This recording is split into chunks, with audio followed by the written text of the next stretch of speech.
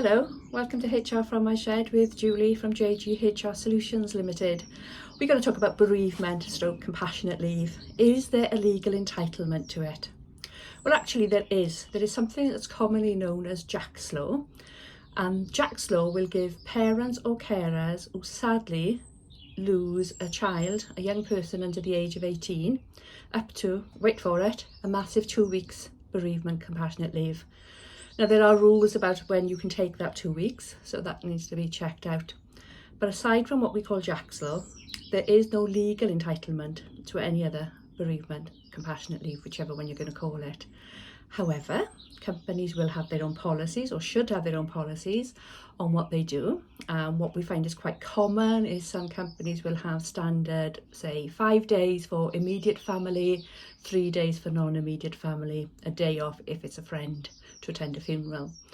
Problem you got with that type of policy is how do you define immediate, non-immediate? Because what you class as immediate might be different to what I class as immediate. And we know everybody's family setup is different, so somebody could be closer to their auntie than what they are to their mother. They could be closer to their gran than they are to their mother, you know, so it's all about different family setups. So a way to get around that is to have a policy that says we will support you on an individual basis, and that will enable you to get to know your team. You'll get to know who needs what level of support, and the bottom line is always to be fair. But always bear in mind as well that when we're talking about grief, bereavement, compassionate leave, it's not always about when somebody sadly dies and the aftermath.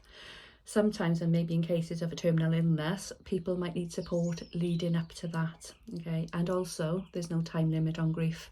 So when we're saying you can have 2 weeks off, you can have 5 days off. Sometimes work is your saviour, and people would rather get back into work and get through it, but then later down the line, grief might hit, and they might need our support then. So I would say do it on an individual basis if you can, but make sure you treat everybody fairly.